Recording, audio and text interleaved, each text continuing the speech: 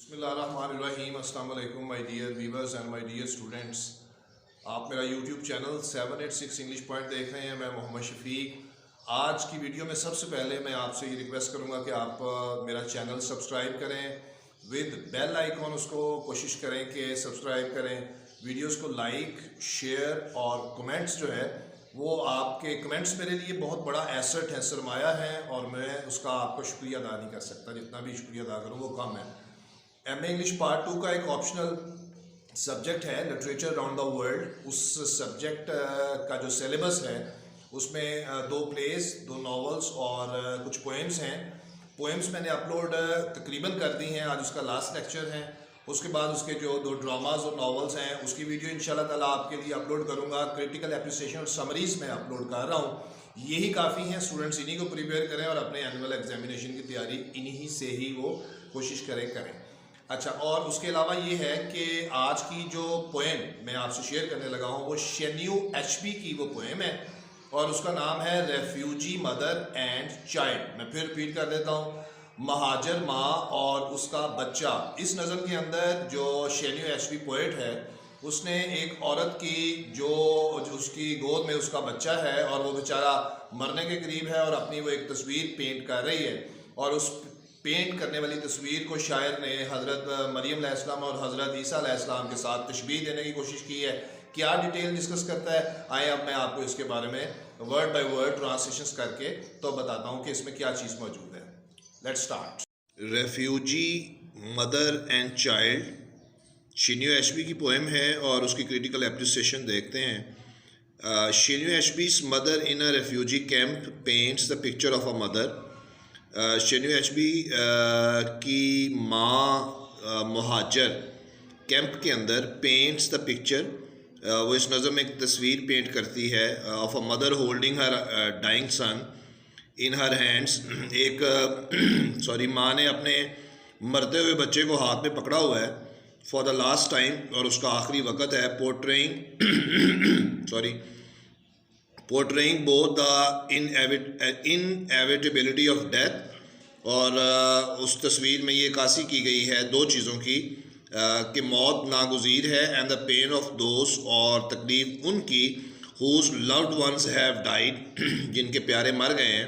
Yet they live on in a harsh light, लेकिन वो अभी भी जो पीछे रह गए हैं वो ज़िंदा है इन अ हार्श लाइट, बड़ी सख्त रोशनी में, यानी बड़ी सख्ती में। The poem starts with the poet's comparing the scene of a mother.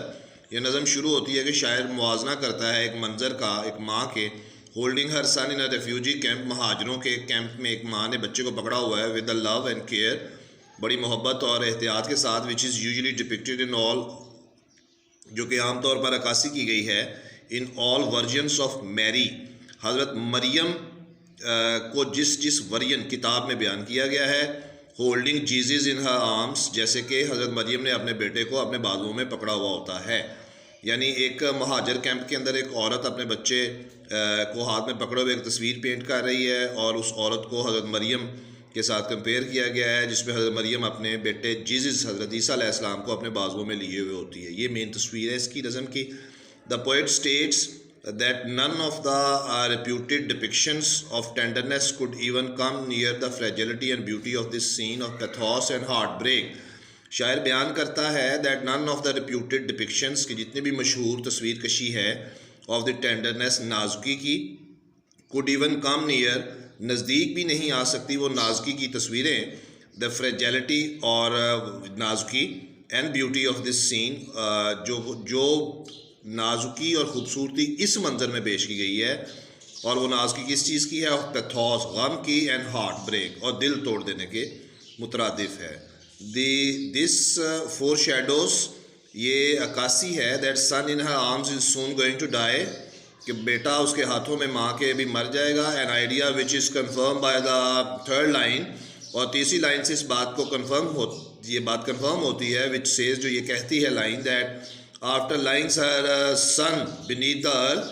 कि अपने बेटे को कब्र में दफन करने के बाद, के नीचे दफन करने के बाद, the mother would have to learn, माँ को ये सीखना पड़ेगा, how to live life without him, कि उसके बगैर ज़िंदगी कैसे गुजारनी है, एंड मूव ऑन, और ज़िंदगी को आगे कैसे चलाना है। The next 4 lines describe the aura of disease, अगली 4 लाइनें नज़म की बयान करती हैं बीमारी की खुशबू, इलनेस ये भी बीमारी है, and death which surrounds the camp और वो मौत जिसने घेरा हुआ है इन मुहाजिरीन के कैंप को, describing the smells of the camp के इर्द गिर्द की जो महक है उसको बयान करती है, and the ribs of the children और बच्चों की जो पसलियाँ हैं, प्रोट्रूडिंग का मतलब है बाहर को निकली हुई हैं, फ्रॉम सिकनेस यानी बीमारी की वजह से, painting a truly horrifying picture शायर ने पेंट की है सच्चाई के साथ एक खौफनाक तस्वीर ऑफ अ सिक इन्फेंट, बीमार शीरख्वार बच्चों की, एंड हेल्पलेस पीपल और लाचार लोगों की। Then Achebe goes on to say, फिर एशबी ये कहता है, how other mothers no longer care कि दूसरी माएँ मज़ीद अपने बच्चों का ख्याल रखती हैं, they can no longer cope with the struggle of surviving, माएँ मज़ीद कोप विद पेश नहीं आ सकती जदोजहद के साथ ऑफ सर्वाइविंग अपने बच्चों को बचाने की, एंड ओनली अवेट्स डेथ और वो सिर्फ मौत का इंतज़ार कर रही हैं। हाउएवर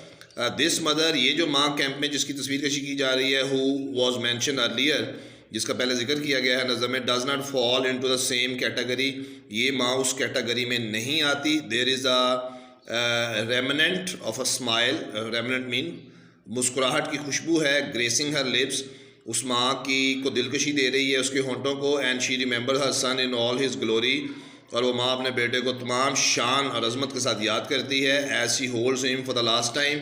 जब माँ ने अपने बेटे को आखिरी मतलब पकड़ा। हर मैटरनल प्राइड, माँ का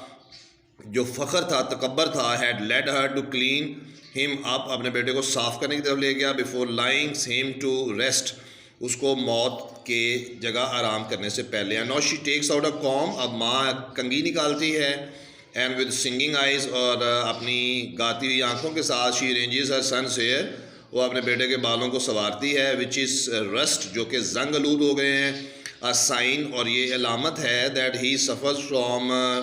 क्वाश रॉकर्स का शिकार था, बच्चे के शिकार थे बच्चे के बाल, मतलब अब प्रोटीन डेफिशिएंसी, यानी बच्चे के अंदर ये एक विटामिन होता है प्रोटीन डेफिशिएंसी, जिससे बाल ब्राउन हो जाते हैं और खुश्क हो जाते हैं, तो बच्चे के बालों को वो कंघी करती है। The relevant way in which she performs this act, बिल्कुल ऐसा ही अंदाज जिसके साथ ये माँ ये अमल करती है, मेक्स द पोएट रिफ्लेक्ट, शायर को ये चीज़ याद दिलाती है, on how in normal day to day life, कि कैसे रोज़मर्रा की ज़िंदगी में such an act holds no consequence, कि ऐसा ही माँ का कंघी करना बच्चे के बालों को होल्ड्स नो कॉन्सिक्वेंस, इसके आम तौर पे कोई इसका नतीजा नहीं होता रूटीन में, टू एनी मदर किसी भी माँ के लिए, they do it before their sons leave for schools, क्योंकि माएँ अक्सर ऐसा करती हैं अपने बच्चों को स्कूल जाने से पहले, but the manner in which this mother does it, जिस अंदाज से ये माँ कर रही है, has such an air of finality, इसमें एयर ऑफ फाइनैलिटी का मतलब है इसमें एक एयर अंदाज है, फाइनैलिटी जैसे ये वो कोई आखिरी मरतबा ही कर रही है टू इट इस काम को, दैट इट इज़ एकन ये करीब है, टू लाइंग फ्लावर्स फूलों के करीब पड़े होने का, ऑन अ टाइनी ग्रेव एक छोटी सी कब्र के। The poem is full of pathos, गम से भरी हुई है नज़म, and the agony of a mother एक माँ के गुस्से के साथ, who has to witness her child's death जिस माँ को गवाह बनना है अपने बच्चे की मौत की, इन फ्रंट ऑफ हर अपनी आँखों के आगे, इज़ मेड क्लियर ये बात वाज़े की गई है, with the use of the initial comparison इब्तदाई मुवाजने के साथ, to the holy mother Mary and Jesus हज़रत ईसा अलैहिस्सलाम और उनकी वालदा हज़रत मुक़द्दस हज़रत मरियम के साथ। The finality of death is evident, finality आखिरकार मौत आनी है, एविडेंट ये वाज़े है, इन दिस कंपैरिजन इस मुवाजने में, even as the poet himself says शायर ये खुद कहता है, that the tenderness of this scene कि जो नाजुकी है इस मंज़र की, इन रियलिटी हकीकत में फार आउट शाइन्स एनी वो बिल्कुल वाज़े चमक के साथ नज़र आ रही है, that is depicted in all the versions of Madonna and child, Madonna हज़रत मरियम को कहते हैं, चाइल्ड उनके बच्चे को हज़रत ईसा अलैहिस्सलाम को कहते हैं, that is depicted in all the versions कहते हैं मुख्तलिफ़ किताबें जिसमें ईसा अलैहिस्सलाम और हज़रत मरियम का जिक्र किया गया है, उनमें ये नाजुकी वाज़े नज़र आती है, लेकिन जो नाजुकी शायर को नज़र आ रही है इस मुहाजिरीन के कैंप के अंदर, एक माँ जिसका बच्चा मर रहा है और वो तस्वीर पेंट कर रही है, वो कहीं नज़र नहीं आती। Then the strong imagery,